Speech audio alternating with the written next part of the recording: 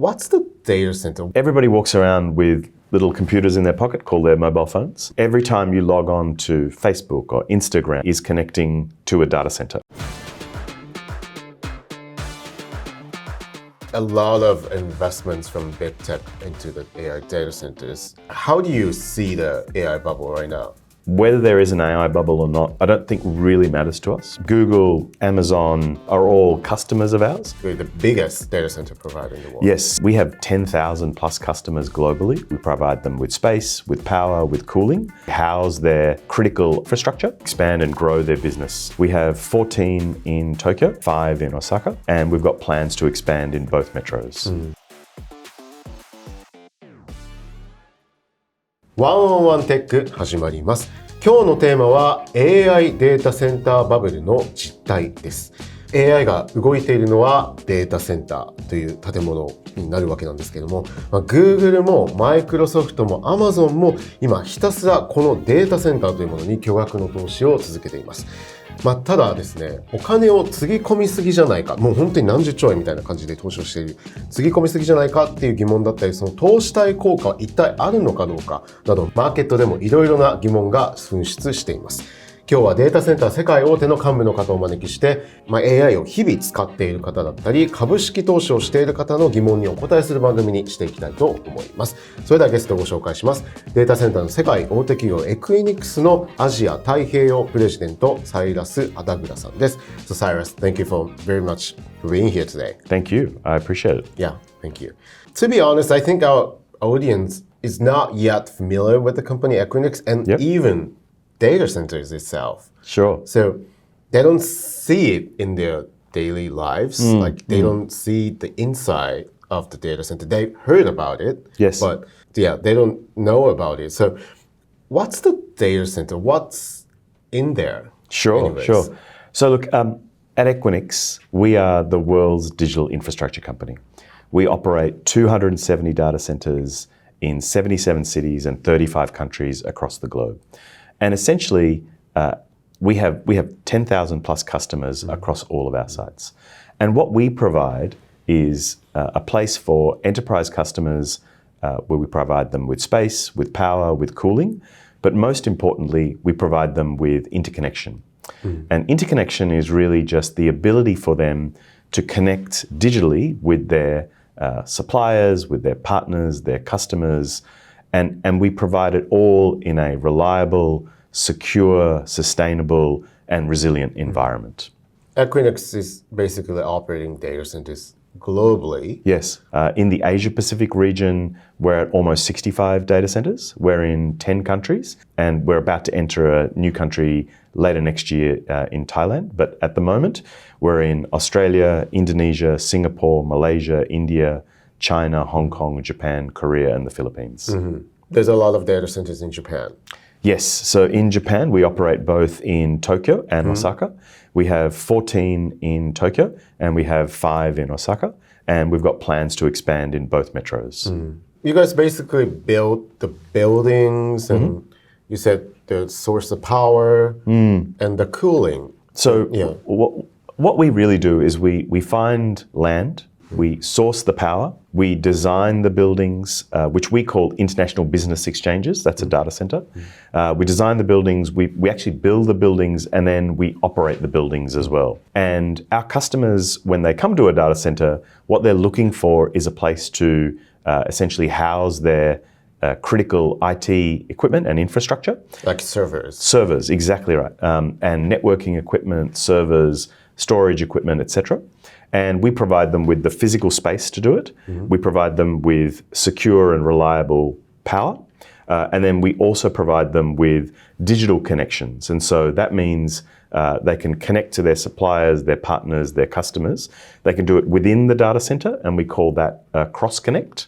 Or they can connect between data centers. So that's why we can use like all of the digital services like YouTube or AIs, the Gemini, ChatGPT. Yes. So everybody walks around with little computers in their pocket called their mobile phones. Every time you log on to Facebook or Instagram or Snapchat, typically what you're actually doing is connecting to a data center.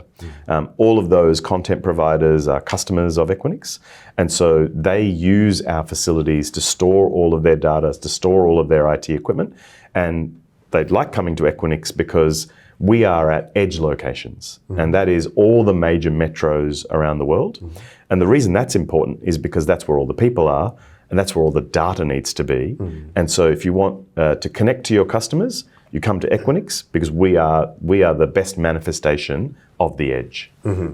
At this CROSS DIG programs, that we've been talking about the big tech's massive investment into AI data centers for the past few years. We see, as I said, Google, Microsoft, Amazon, and Meta, they're doing the massive investments. So what AI is run on Equinix data centers? How do we think about it? Sure. So there are two big segments of the AI market. There's the training of the models, and then there's what's called inference. Yes. And training is where you actually, you do all the learning, and then inference is where you get all the insights. The training models require large amounts of power. The inference models are typically much smaller, requiring less power, but they're more powerful because they allow you actually to analyze the data and get insights. At Equinix, we are more focused on the inference, which is actually where the future of AI lies. Who is ultimately your customer? Is Google, Microsoft, Amazon your customer, or who is your customer? And it's a mixture of enterprise customers and the large clouds, hyperscalers. So Google, Amazon, Microsoft, etc., are all customers of ours, and they like us, or they come to us because they deploy what they call their cloud edge nodes or their cloud POPs. And what that really is the front door to the public clouds. So they deploy that in our data centers, and then all of our enterprise customers, so large manufacturing firms, financial services firms, retailers, etc., they can have their own private environment inside the data center where they run their own IT equipment, but they can also take advantage of all of the clouds. And so we call that hybrid multi-cloud architecture, where you have your own private environment, and for using the cloud for specific applications, they can connect to Google, they can connect to Oracle, they can connect to Microsoft, etc. And so the big hyperscalers are customers of ours as well as partners of ours. So you basically build the data centers for big companies, like enterprise company from many industries, and you have also the closest server of the big cloud to users. Yes. So as I said before, when customers come to Equinix, they're coming for space and power, but what they're really coming for is interconnection, the ability to connect to their customers, suppliers, and partners.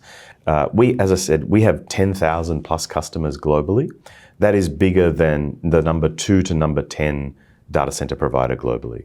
And so they're coming to us to be able to connect in the locations they want, where they can service their customers, their employees, etc. And they also want to take advantage of the hybrid multi-cloud network or architecture that Equinix enables. So Equinix is basically the biggest data center provider in the world. Yes, certainly from a customer count perspective, absolutely. So yeah, I want to hear a lot of your thoughts as the biggest data center provider on the industry landscape right now. So we have 3 topics to talk about today. So one is the reality of AI bubble. So everyone's talking about the AI bubble, like if it's really AI bubble or not. So I want to dig deeper on that. And the second part is the emergence of metro data centers, which you just talked about a little bit. And the final part is the sustainability of electric power and water. So yeah, when we talk about data centers or AI infrastructure, many people are worried about the use of electric power and water. Obviously, Donald Trump is talking about it. Everyone's worried about the increase of the electric bills due to the increase the amount of data centers. So first part is the reality of AI bubble. I think that we see a lot of investments from big tech players into the AI data centers. How do you see the AI bubble right now? So look, I can't speculate on whether we are in an AI bubble or not. But what I can say is that the strength of our business lies in our portfolio. And because we are much more focused on the AI inference, and that is the future of AI, I think we're in a really strong position no matter what happens in the external environment. We also have a very strong balance sheet. And because we have that diversity of customers, that diversity of portfolio, we're not reliant on any one single customer. And in fact, our top 10 customers only make up less than 20% of our revenue. And so we've got great diversity in our business.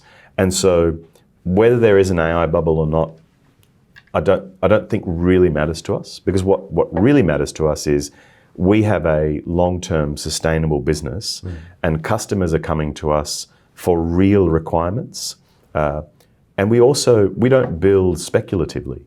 So we will build where customers are asking us to build. And the number one thing we look at is demand signal from customers to determine where we should spend our capital dollars, where we should invest. And so from an Equinix perspective, we actually see a really bright future ahead for us. Yeah, I think the demand signal is really important here. The companies that I talked about, like Google, Microsoft, Amazon, are getting the demand signal from cloud customers, like the AI users, basically, and they increasing like the investments massively. Like the Google it's going to double the capex this year compared to last year. That's what they announced earlier this week. But the market is worried about it. So I think that this is the issue of supply and demand, how we see supply and demand in terms of AI. From the perspective of data center operators globally, what should we balance the supply and demand? Yeah, sure. So look, whilst I can't comment on what Microsoft and Amazon and what they're spending on and what demand signals they're seeing, what I can tell you is that we're seeing really strong demand. And we see it across the board. Enterprises are absolutely looking to digitize. They're looking to take advantage of the cloud. They're looking to take advantage of modernizing their IT infrastructure and equipment and software. And so when we think about where to invest and how to invest, as I say, we think and we look for very clear and strong demand from our enterprise customers. And in fact, our expansion across the Asia-Pacific region over the last 3 or 4 years has been primarily driven by demand from our enterprise customers. And so over the last few years, we've expanded into Indonesia, into Malaysia, into the Philippines, into India. And we see strong demand there for multinational customers looking to expand into those high-growth countries.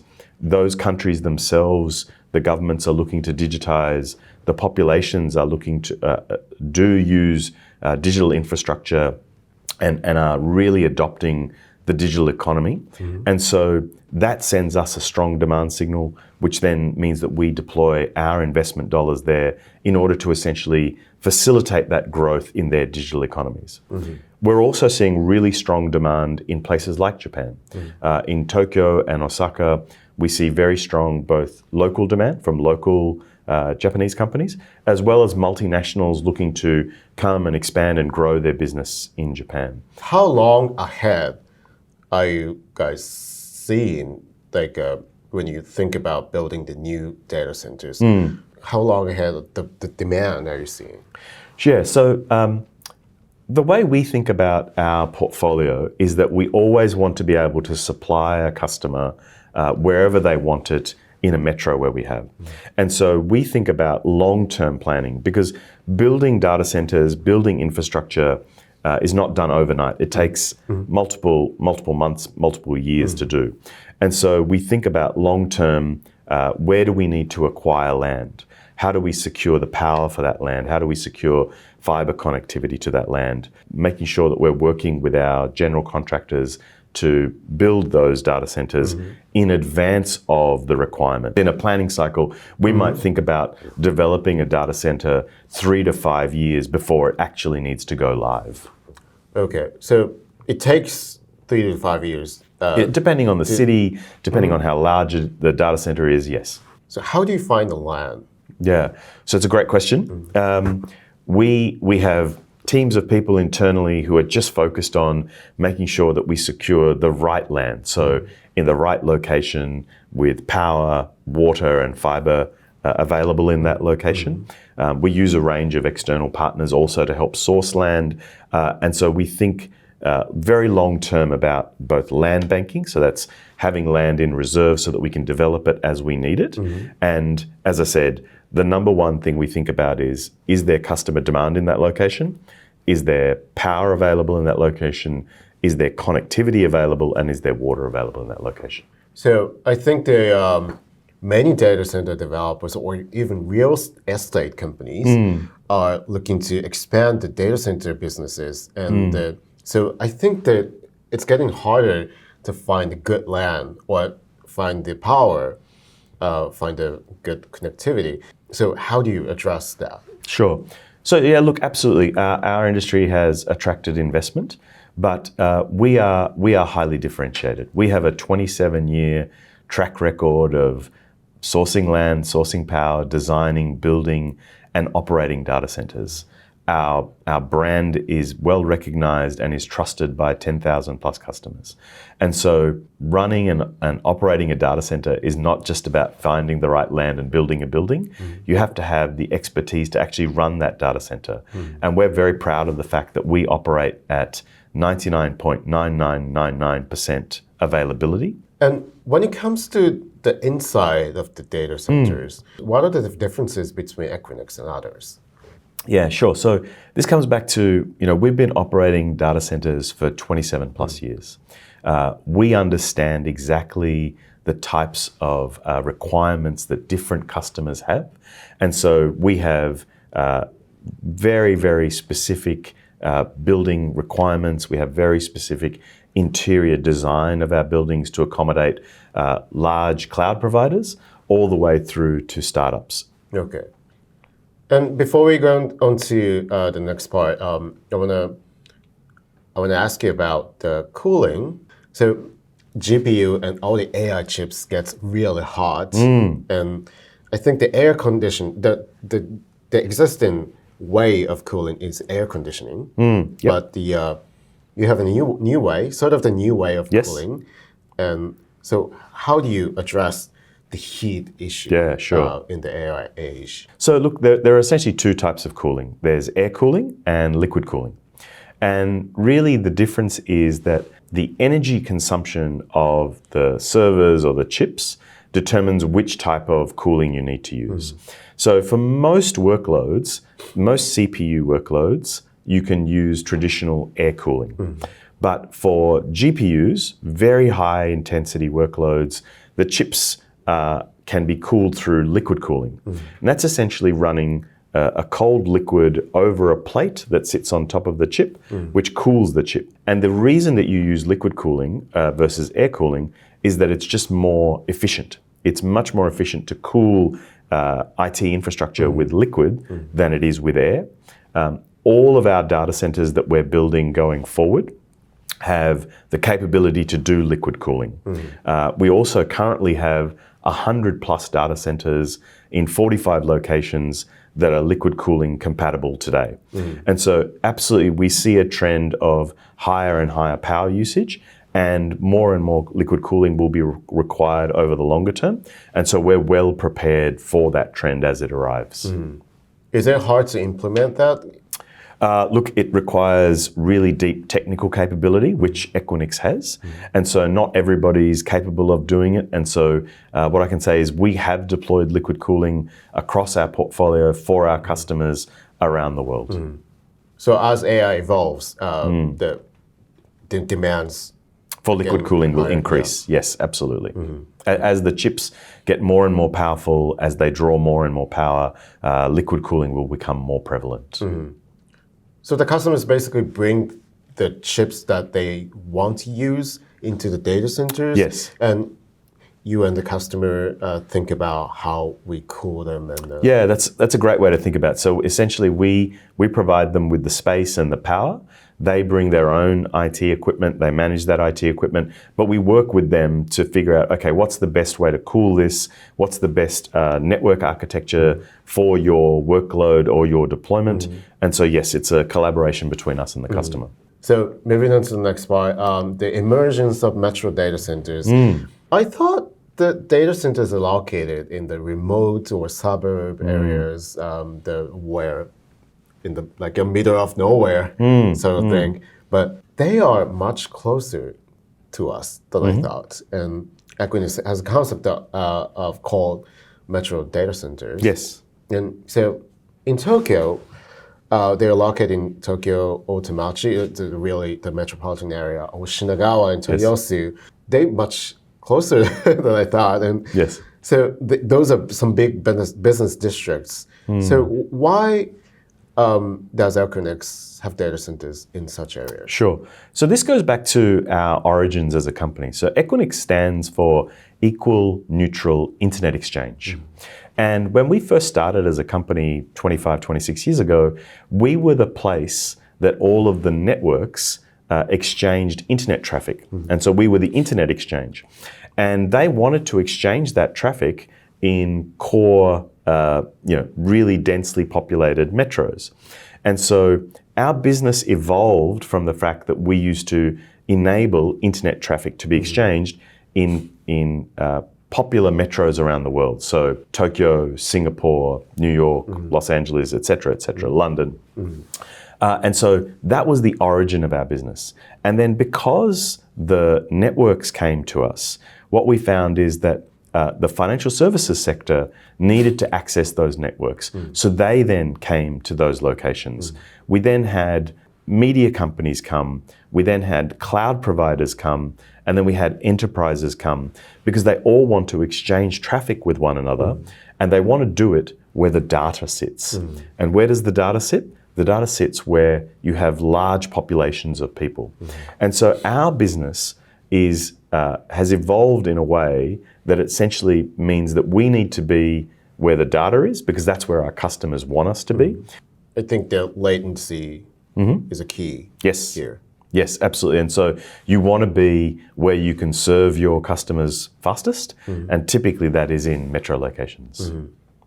And how does such strategy impact, what does those strategies mean in the AI age? Yeah, sure. So as a business, we are very much focused on AI inferencing.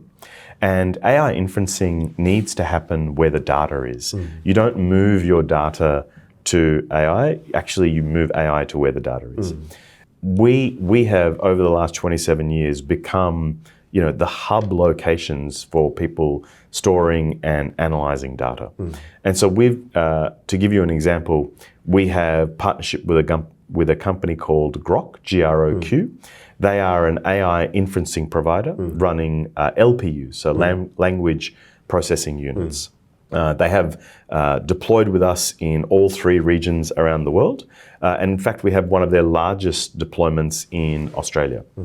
And the reason that's significant is because our customers, our enterprise customers, want to take advantage of AI. They want to take advantage of inference, but they want to do it in a secure location where they have control over their data. And so they can come to an Equinix facility, have their own private infrastructure, IT infrastructure, and connect securely, reliably, and in a sovereign, compliant manner to Grok, run the analysis on their data and get the insights from their data, and they can do that all within Equinix in, as I say, a secure, reliable, and sovereign compliant manner. So that data goes to some random place on the internet. Yeah, so that it does not go to a random place on the internet. No, it's a private connection, so they have total control over their data, yes. In Japan, there are data centers in Tokyo and Osaka. So what's your plan to expand footprints in Japan? Sure. So Japan is a really important market for us. As you say, we have data centers in Tokyo and Osaka. We have 14 data centers in Tokyo. We have 5 in Osaka. And we absolutely continue to expand in both. We want to continue to expand in both locations.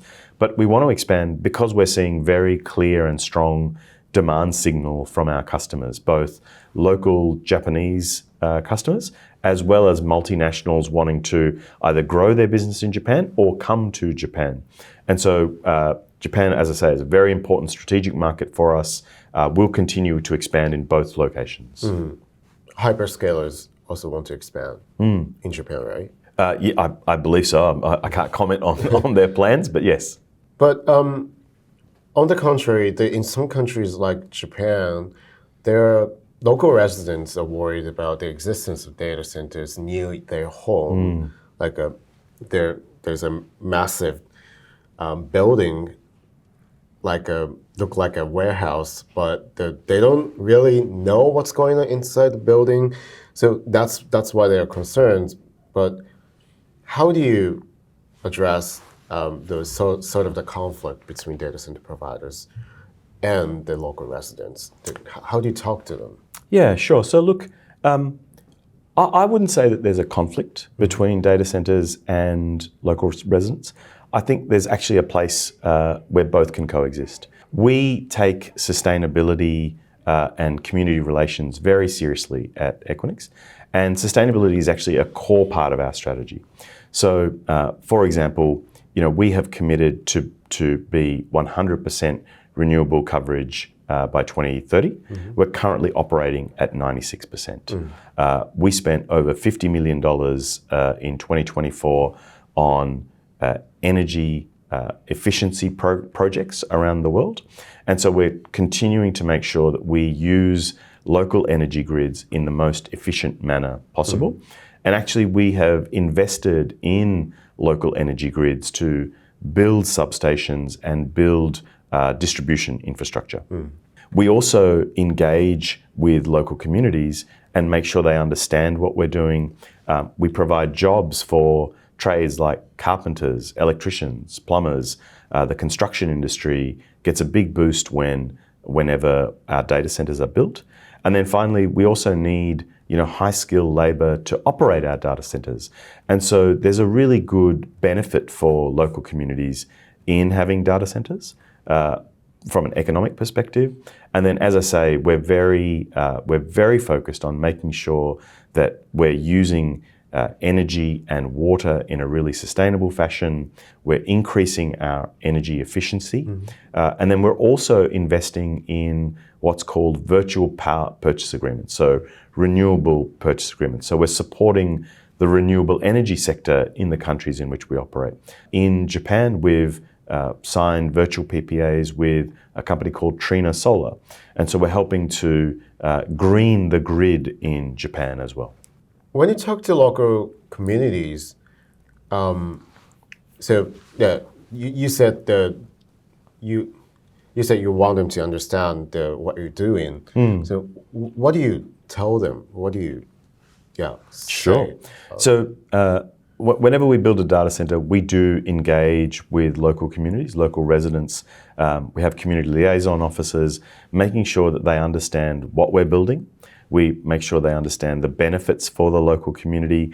We make sure that they understand what our business is and that there's no safety hazard or risk to them. And so it's a process of consultation, engagement, and making sure that they understand the benefits for the local community whenever we build.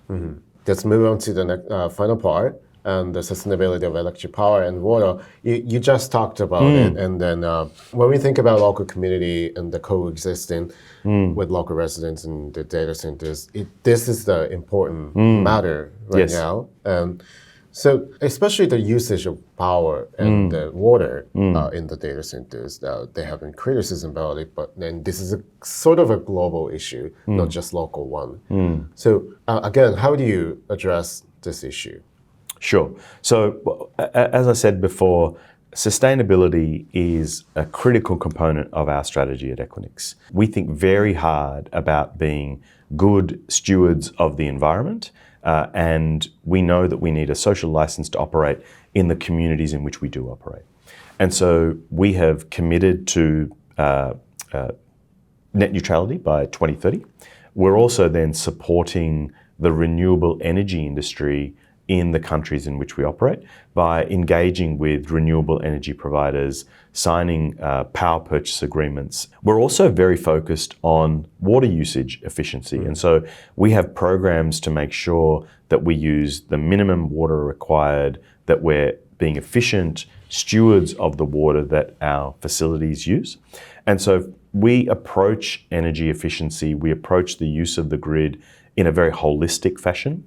And as I mentioned, we believe that data center operators should not just be users of the grid, but a catalyst for modernization and upgrading of energy grids. And so we've invested in the building of substations as well as energy distribution infrastructure so that the grids benefit from having data center operators operating on their grid.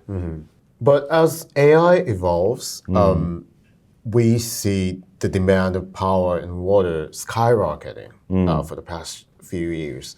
So yeah, you talked about the goal, sustainability goal by 2030, 100% renewable energy. You say you were 96% right now. So do you think you can achieve that despite the fact that the AI is demanding more energy than water?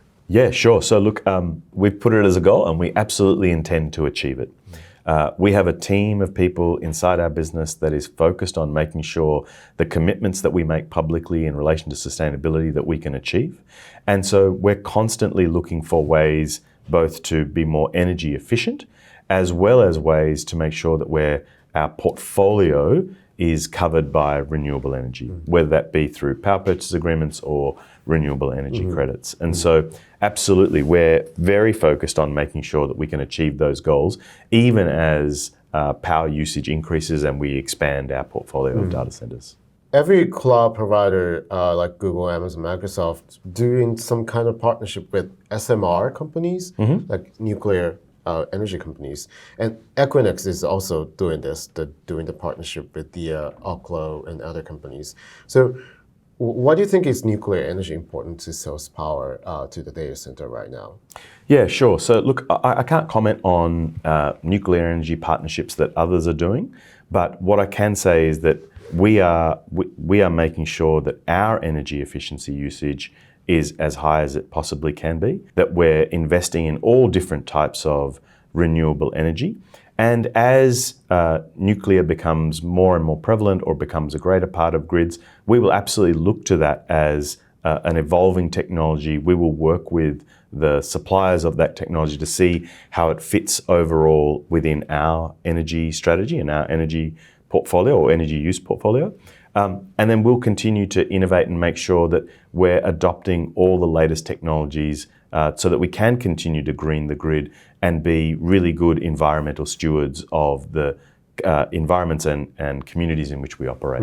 Do you think that renewable energy like solar and wind are not enough to source all the power that we need for AI? So I can't comment on whether there's enough or not, but what I can say is Equinix continues to invest in renewable energy sources.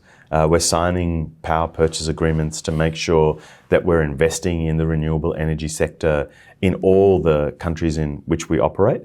And so the more that we invest, the more demand there is and the more green generation there will be in the countries in which we operate. And that's core to our strategy. We'll continue to do that. We'll continue to green the grid. We'll continue to invest in infrastructure in the grid, continue to build substations, continue to help with distribution infrastructure, and make sure that we're doing the right thing as stewards of the energy that we're using. Okay. And when you talk about power efficiency inside the data centers, what are key pillars to achieve that? And so power inside a data center is essentially used for two things. It's for powering the equipment that our customers are using and then cooling the equipment that our customers are using. And so we want to make sure that we're using the minimum amount of power to cool the equipment that our customers are using. And so we invest and work with our cooling suppliers or cooling equipment suppliers to make sure that we're running that equipment as efficiently as possible. And so we try to make sure that we use water cooling in areas where water is abundant and available. And then we'll use air cooling for our air cooling systems in areas where there are water deficits or water shortages. And so to make sure that they can run at the lowest PUE, power usage efficiency, as possible. And then we continue to invest in projects that do upgrade and make sure that we're using the most efficient power, or most efficient cooling technology within our data centers. Will the situation be different as AI evolves, as more customers demand AI in the data centers? So I think one trend that we are seeing is that as customers are taking advantage of AI and GPUs in particular, I think what will happen is that liquid cooling will become more and more prevalent. As the intensity of the workloads increases and the cooling requirements increase, liquid cooling is a both more an efficient way to cool equipment, and it's the more practical way to cool that equipment. And so I think as AI becomes more prevalent, we'll see more and more liquid cooling come into the cooling mix within our data centers. And before I let you go, Yeah. It's important to think that how data centers and people should coexist in the world ahead. Like some people are worried about the electric bills going up because of the data centers, like the people in the United States are talking about it. But on the contrary, there are some people who needs AI working tirelessly. What do you think about the balance, how we coexist? Yeah, so I would say data centers absolutely should be a catalyst for modernizing electricity grids. We as an industry need to support these grids. We need to continue to invest in the infrastructure behind these grids, building substations, building transmission, and making sure that data centers are not just users of the grid, but are a catalyst for improving energy grids around the world. And so at Equinix, we're very focused on making sure that our social license to operate remains intact, that we work with local communities to explain the benefit and the value that data centers bring to their local communities, the jobs that it brings, and also just the fact that data centers are facilitators of the digital economy. Every time you log on to your bank or you log on to social media or you use any e-commerce site, you're essentially using a data center. We are where the digital economy physically lives. And so absolutely there is a place for both communities and data centers to coexist. And I think that's for the betterment of society and the betterment of our communities. And as I said, data centers have a role to play in making sure we explain that to the communities in which we operate, and also to help upgrade the electricity grids that we're using to keep building out the infrastructure, the substations and the transmission, so that the grid benefits from us and we benefit from the grid. I think data centers is now an infrastructure, same kind of infrastructure as power and water. Yeah, it's data centers have absolutely become critical to economies all around the world. We are where the digital economy essentially lives, and so yeah, absolutely. Everywhere you go, everybody now knows what a data center is, where they exist, and we're front page news all of a sudden. Right. Yeah. Thank you very much. ここまでエクイニックスアジア太平洋プレジデントのサイラス・アダグラさんと AI データセンターバブルの実態についてお送りしてきました。本日もご視聴ありがとうございます。皆さんぜひチャンネル登録と高評価、そしてクロスディグ公式 X のフォローもお願いいたします。さらにポッドキャストも始めております。Spotify など各プラットフォームでお楽しみください。So, Cyrus, thank you very much for coming. It's such a pleasure to have you here. Thank you so much. Yeah. I really enjoyed being here. Thank you for very your time. much.